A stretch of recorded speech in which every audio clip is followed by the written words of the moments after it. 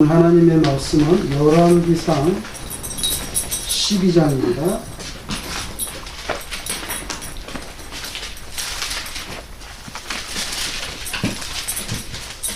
구약성경 536페이지 12장 25절에서 33절까지 한 절씩 교도하고요. 마지막 절은 같이 읽겠습니다. 제가 먼저 공독하겠습니다. 여로보암이 에브라임 산지에 세겜을 건축하고 거기서 살며 또 거기서 나가서 분우엘을 건축하고 그의 마음에 스스로 이르기를 나라가 이제 다윗의 집으로 돌아가리로다.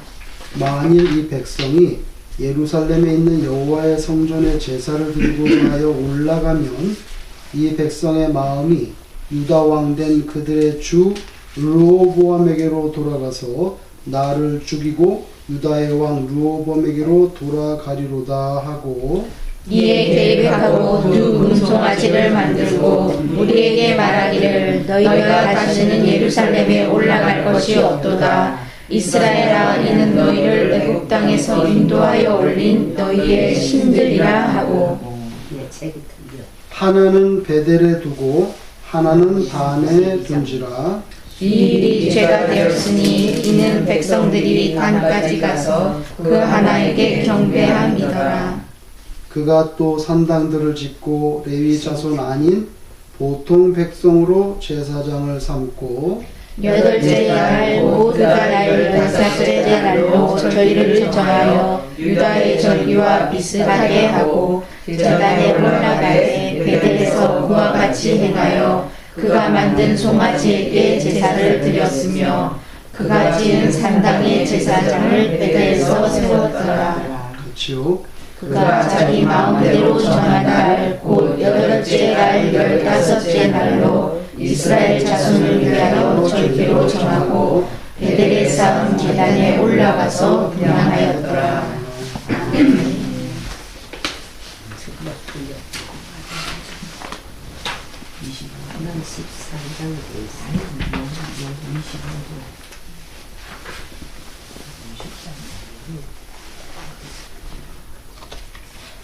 지금은 여러분 좀 잠잠해졌지만 몇 년 전에 아주 한동안 그 IS와 전쟁을 했던 그런 적이 있었죠.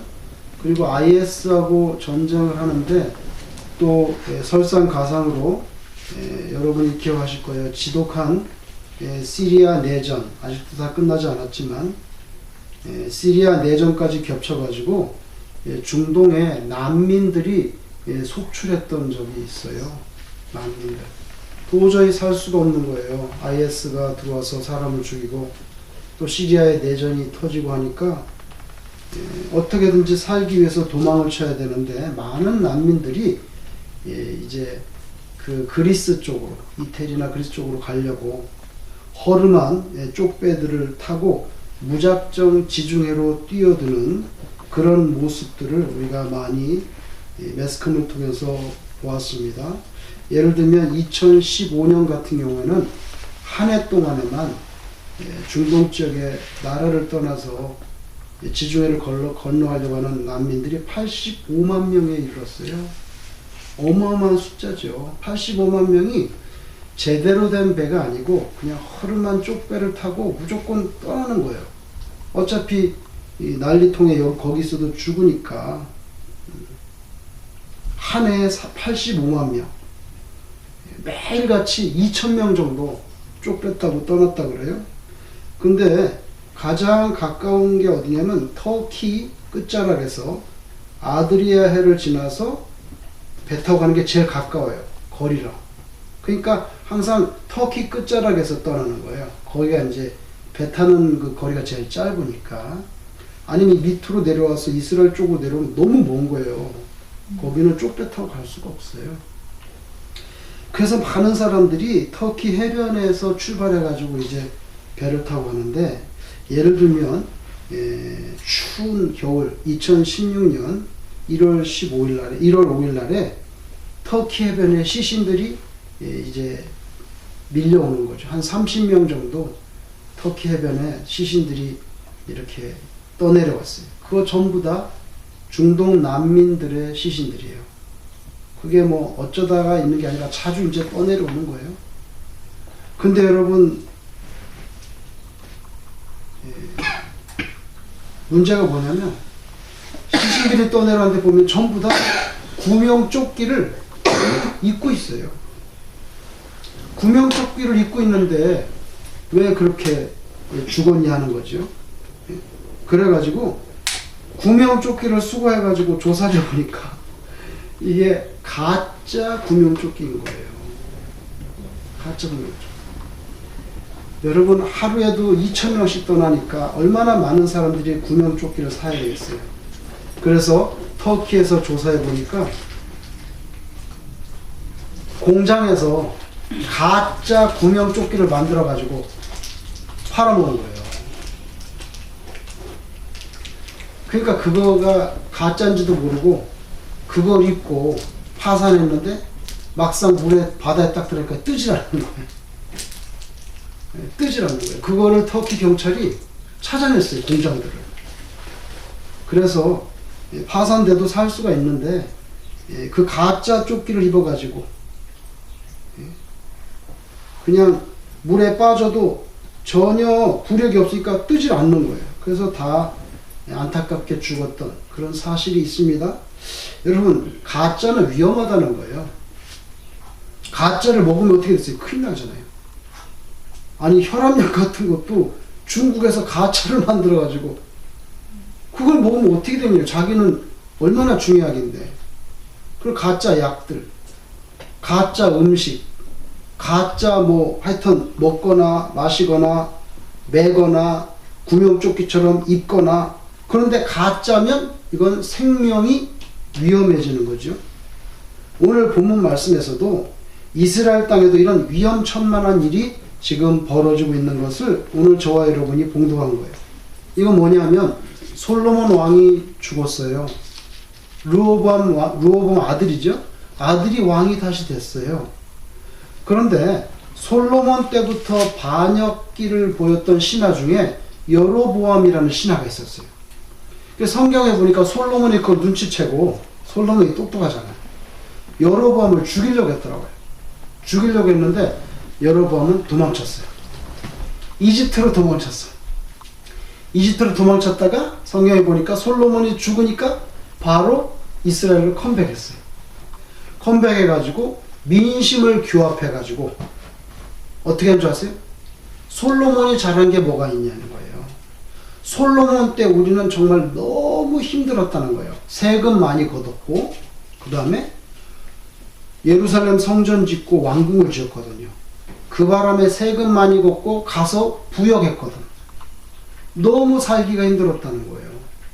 그래서 세금 좀 조금 걷고 부역 좀 시키지 마시오. 요렇게 솔로몬 죽은 다음에 그 아들 르호보암에게 얘기를 했더니 르호보암이 거절하는 거예요. 나를 뭘로 보고, 응? 내 새끼손가락 하나가 우리 아버지 허리보다 굵다 뭐 이러면서. 그러니까 이제 여로보암은 그걸 노린 거죠. 아마 그렇게 말을 할 거다. 그러면은 백성들의 마음을 휘어잡아 가지고 나라를 딱 반으로 이렇게 해가지고 자기가 북쪽을 다 차지해 버렸어요. 그래서 솔로몬 왕이 죽고 그 아들 르호보암이 왕이 됐지만 느닷없이 여로보암이 와가지고 나라를 분열시켜서 우리나라처럼 남북으로 나눠져 버린 거예요. 나라가 남북으로 나눠져 우리나라처럼. 그래서 북쪽에는 이스라엘이라는 나라가 되고 남쪽에는 유다 지파가 살았기 때문에 유다 왕국이 된 거예요. 오늘 본문이 그러고 난 다음에 일어난 일이에요. 그렇게 해서 여로보암은 이제 상당한 땅을 차지하고 왕이 됐는데, 왕이 되고 나서 보니까 문제가 있어요. 그 문제가 뭐냐면 정치적인 문제가 아니에요. 그 문제가 신앙의 문제예요. 이스라엘 사람들은 다 여호와 하나님을 섬기잖아요. 여호와 하나님을 섬기는 그 신앙에 섬기려면 제사장이 있어야 되잖아요. 사람. 그 다음에 성전이 있어야지. 성전, 건물. 사람, 건물. 그 다음에 우리도 뭐 부활절 예배 이렇게 드리잖아요. 그죠? 추수감사절 예배 이런 것처럼 절기가 있어야 되는데 사람과 건물과 절기 이게 다 문제가 되는 거예요. 왜 문제가 되는 줄 아세요? 일단은 나라가 이렇게 남북으로 나이다 보니까 북쪽에 있던 레위 지파들 제사장들이 다 남쪽으로 가버렸어. 그 이유는 뭐냐면 성전이 어디에 있어요? 남쪽에 있단 말이에요. 예루살렘이 남쪽에 있단 말이에요. 그러니까 할 수 없이 다 남쪽으로 가버리고 이제 나라가 두 개가 됐으니까. 여러분 옛날에는 우리 6.25 겪고 하면서 북쪽에 있는 신앙 좋은 사람들이 다 남쪽으로 월남해 버렸잖아. 그 공산권 아래서 신앙생활 할 수 없으니까. 그것처럼 북쪽에 있던 레위 사람들이 다 남쪽으로 가버렸네. 그리고 또 한 가지 뭐냐면 성전은 어디 있어요? 예루살렘에 있잖아. 남쪽에 있단 말이야. 그러니까 여로보암이 가만히 생각해 보니까 사람들이 자꾸 어디로 가냐면 예루살렘 남쪽으로 가서 예배를 드리려고 한단 말이에요. 그 기분이 좋지가 않아. 오늘 여기 뭐라 그랬어요? 자꾸만 그렇게 가다가는 백성들 민심이 그쪽으로 돌아가서 나를 죽일 거다. 이런 강박증을 갖고 있는 거예요. 그러니까 이제 문제가 되는 거죠. 그래서 오늘 성경에 보면 이 여로보암이라는 사람은 이제 그 문제를 해결하기 위해서 자기 나름대로 아이디어를 냈어요. 제사장 없어도 좋아. 내가 제사장 임명하지 뭐. 그죠? 그래서 제사장을 임명하는 거예요. 그 다음에 성전이 없는 건 어떻게 합니까? 성전 대신에 두 개를 만들었어. 남쪽에 베델, 북쪽에 단. 우리나라로 따지면요, 말하자면 개성하고 뭐 압록강 근처에 두 군데다가 제단을 쌓고 거기다가 금송아지를 만들었어요. 그러면서 뭐예요? 예루살렘까지 갈 필요가 없다. 둘 중에 가까운 데로 가서 그냥 금송아지를 하나님이라고 생각하고 거기서 제사를 드려라. 이렇게 된 거예요. 그러니까 두 군데 아무데나 가서 제사를 드리게 된 거죠.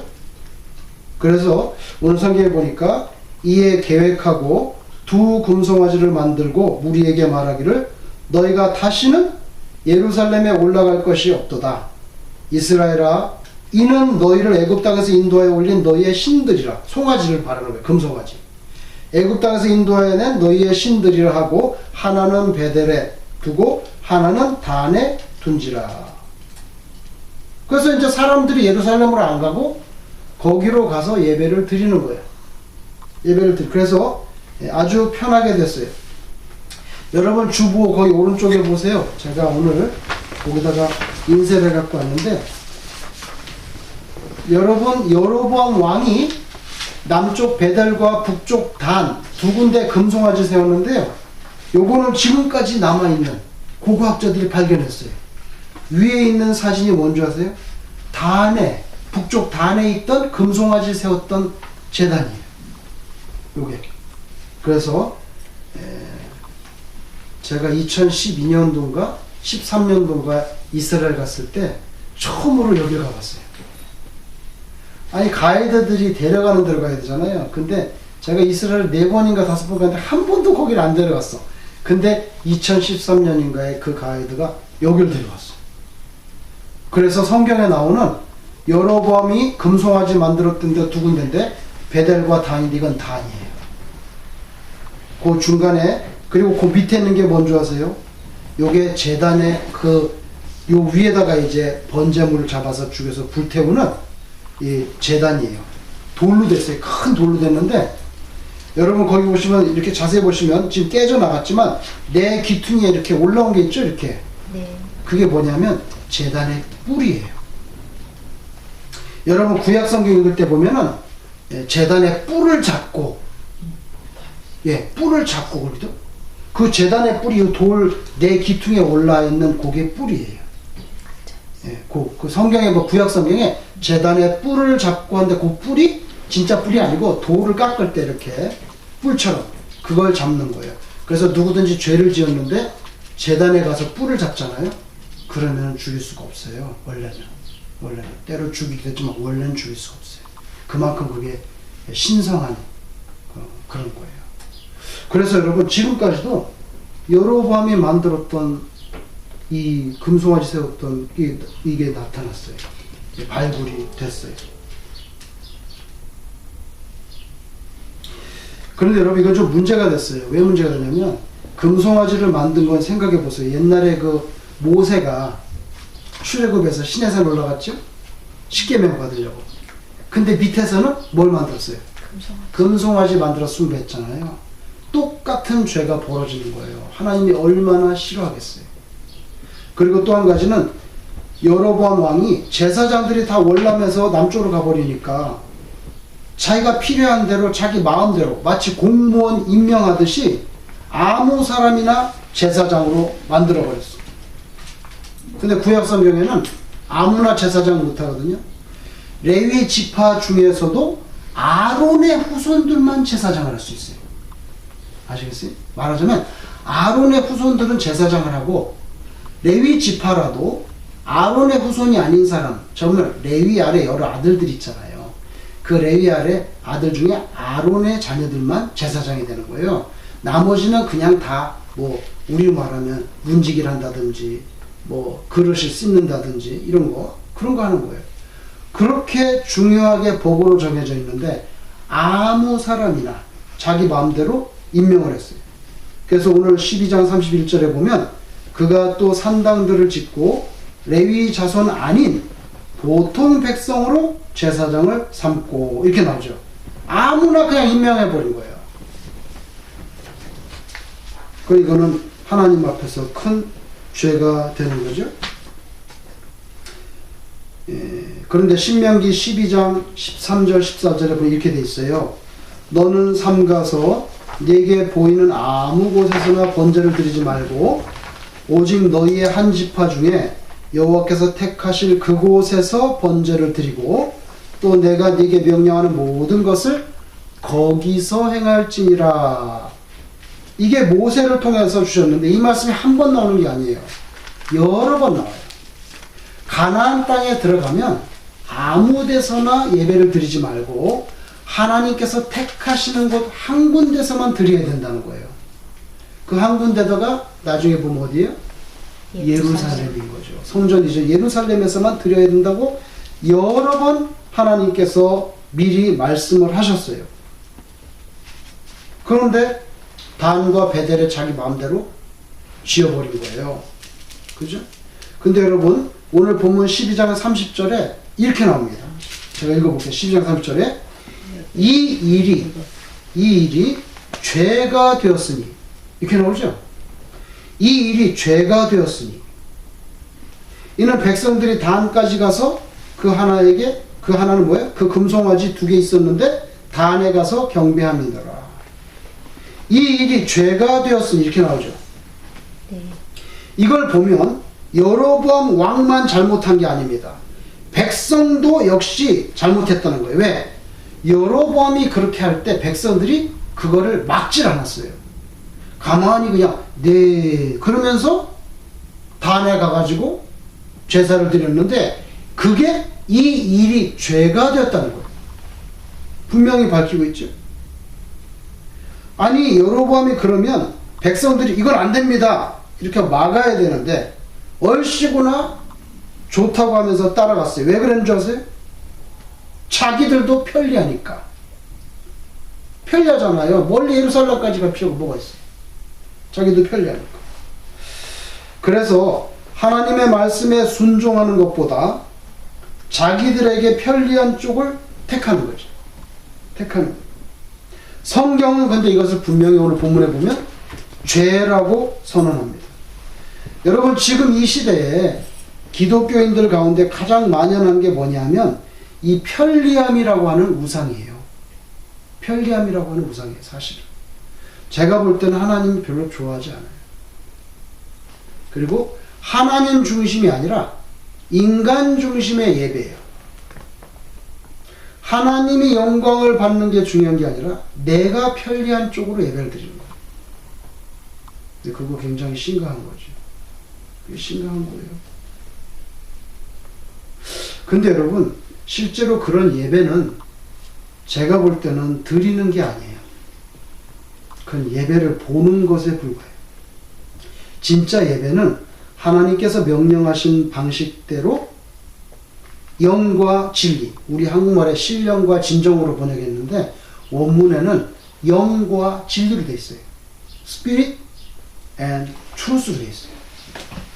영과 진리로 하나님께 드리는 그게 예배인데, 가짜 예배는 자기가 편리한 식으로 보는 예배가 그거 가짜 예배죠. 여러분, 원래 예배는요 무서운 거예요. 왜 무서운지 아세요? 피를 쏟아야 되거든요. 구약시대에 짐승을 잡아서 죽여서 피를 흘리잖아요. 우리도 그렇게 되면 우리 안 흘려요. 왜? 예수님이 대신 피를 흘렸기 때문에 안 흘리는 거예요. 예배가 얼마나 무시무시하고, 사실은 또 예수님과 결혼하는 결혼의 축제의 개념도 있지만 한편으로는 굉장히 심각한 거예요. 예배라는 게 하나님께 피를 가지고 올라가보다. 근데 우리는 지금 짐승 잡지 않아요. 왜? 예수님이 피를 흘려줬기 때문에. 그래서 우리는 복을 받은 거예요. 그러나 예배의 본질 속에는요, 이 결혼이라고 하는, 예수님과 우리가 결혼하는 축제의 개념도 있지만 피를 쏟아내는 sacrifice, 그 무시무시한 그 신중함이 있단 말이에요.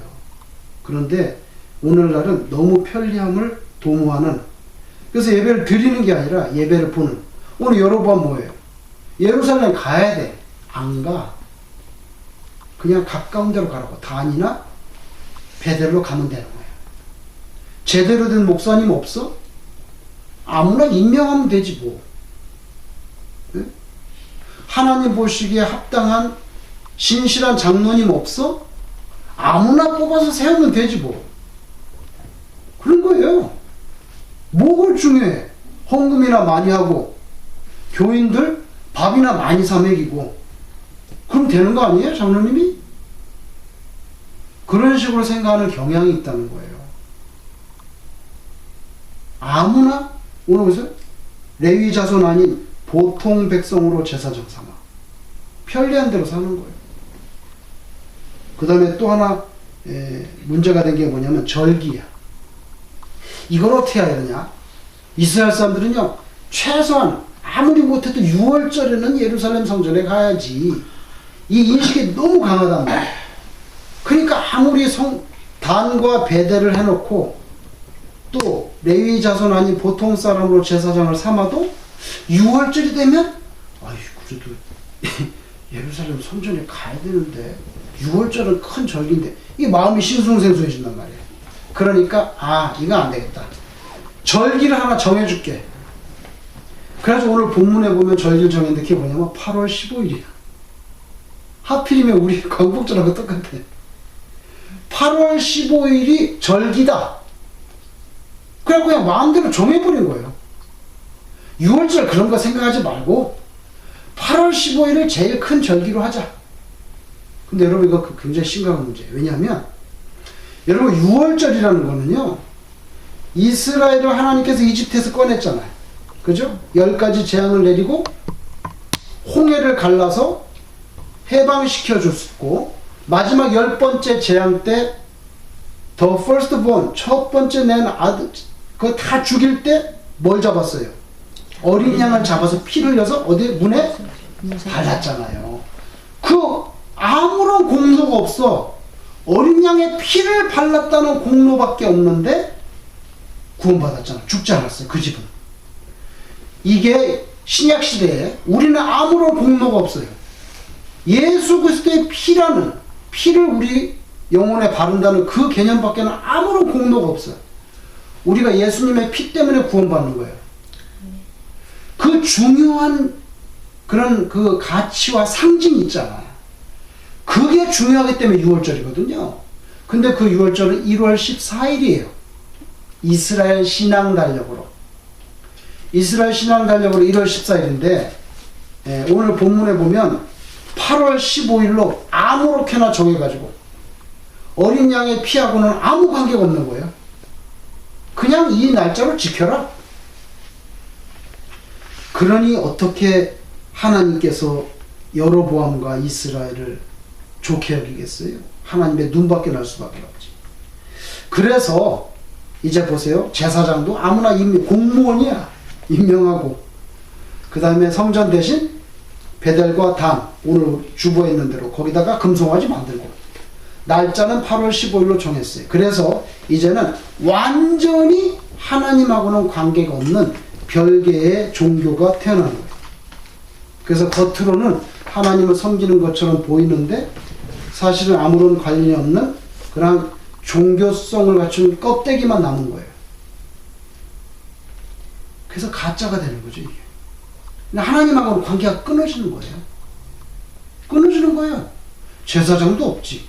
금송아지 섬기지. 날짜도 아무 관계없는, 6월절하고 관계없는 엉터리 날짜를 만들었지. 도무지 하나님과 연결될 사람, 건물, 날짜 아무것도 없는 거예요. 그래서 하나님께 버림받는 거죠. 여러분, 가짜는 항상 진짜와 비슷합니다. 비슷해져요. 가짜라고 해서 처음부터 확 표시가 나게 다른 게 아니에요. 아주 비슷해. 그렇지만 아주 비슷하지만 진짜가 아니죠. 흉내만 내는 거예요. 여러분 오늘 읽으실 때 눈치 못 챘겠지만 열왕기상 12장 32절에 보세요. 열왕기상 12장 32절에 제가 한번 읽어볼게요. 8째 달 8월이죠. 8월. 이제 절기 날짜 정하는 거예요. 8째 달 곧 그 달 15째, 그럼 8월 15일.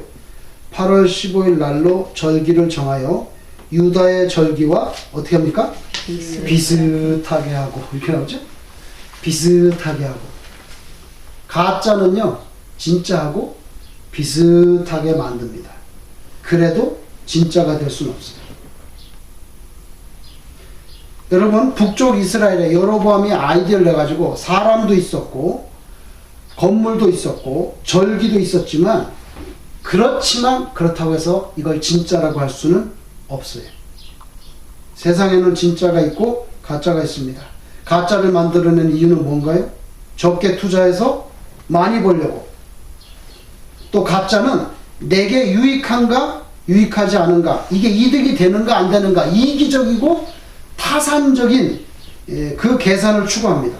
또 가짜는요, 핵심 코드가 뭐냐면 편리하게. 그래서 여러분, 기독교인들은 신앙생활 할 때 너무 편리한 걸 따지면 안 돼요. 너무 편리한 거 따지면 결국 본질에서 벗어나게 돼 있습니다. 예루살렘 성전에 꼭 가야 되는 거, 꼭 레위 지파, 거기서 당신 아론 후손이야 아니야, 그거 꼭 따져가지고 제사장 만들어야 되는 거. 오늘이 1월 10일이야 2월이야, 날짜 꼭 따져서 지켜야 되는 거. 이거 다 불편한 거예요. 불편한 거예요. 그런데 여러분, 그런 하나님께서 특정화돼서 구체화된 형식들 있잖아요. 그죠? 그 형식이 본질이 된다는 거, 그거 우리가 알아야 되는데, 편리함만 추구하다가는 그 구체적인 형식이 불편하거든. 너무 구체적이고 까다롭단 말이야. 그거 벗어버려. 그러면 본질에서 떨어져 나가는 거예요. 그게 굉장히 중요한 이야기인데, 오늘날 이 기독교회는 그런 부분에 대해서 너무나 안이하게 돼서 오직 융통성이 합리적이라고 속삭이는 거죠. 그래서 자꾸 편리한 쪽으로 가는 거예요.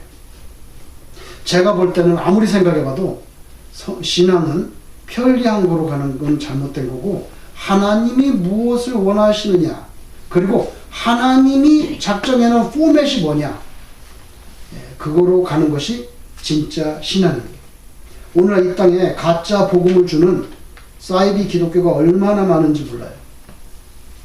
예를 들어 볼까요? 신천지의 이만희 교주, 요새 문제가 됐는데, 이만희 교주는요, 거기 그 중요한 핵심이 있어요. 그게 뭔지 아세요? 예수님 재림하실 때, 예수님이 재림하잖아? 그러면 자기가, 이만희 교주가 예수님이 영혼하고 하나가 된대. 그렇게 돼 있어요, 교리가. 예수님 재림하실 때 예수님 영혼하고 자기가 하나가 된대. 이 세상에서 유일하게 자기가 재림하신 예수님의 영혼하고 하나가 돼 있어요. 근데 여러분, 예수님이 재림해서 인간의 육신과 하나가 되고 그런 거 없어요. 근데 자기는 그렇게 돼 있어요. 그래서 이만희 교주는 죽을 수가 없어요. 예수님 재림하시기 전에 죽으면 예수님 재림하시기 죽으면 예수님 영혼하고 하나가 될 육체가 없잖아.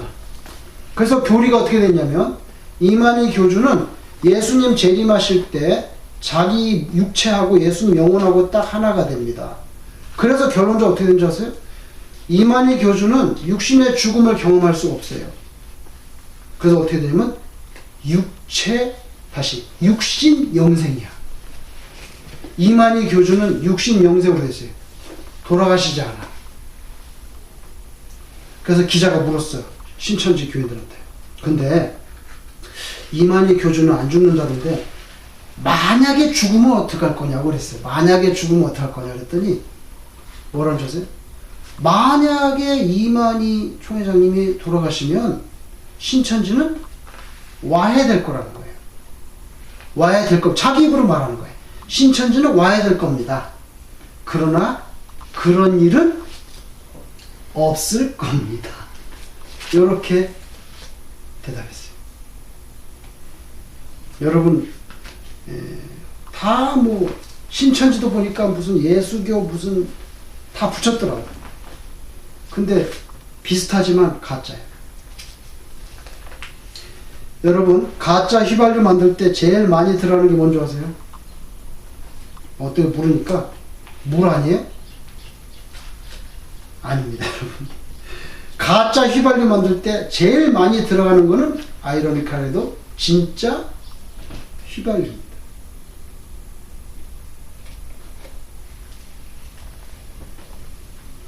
여러분, 휘발유가 가짜라 해도 상당한 진짜를 넣어야지 그 참 시동 안 걸려요.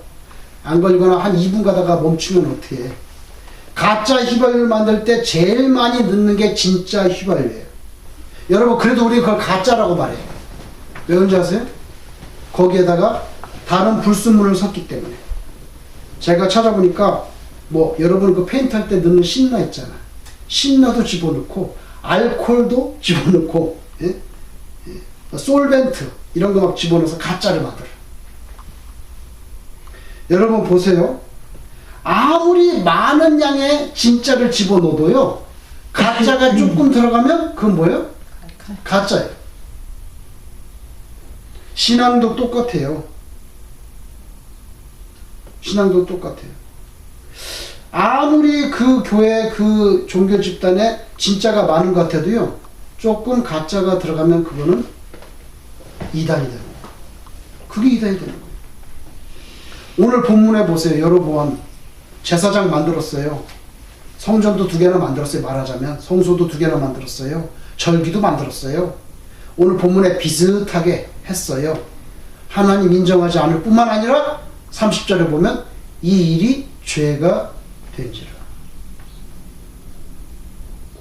우리도 똑같아요. 하나님 앞에서 넌 진짜니?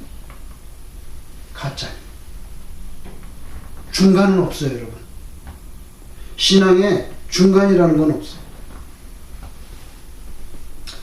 우리 신앙을 가짜로 만드는 것은 결국 우리가 무시하기 쉬울 만큼의 적은 양의 가짜가 나 안에 있으면 그 가짜가 되는 거죠.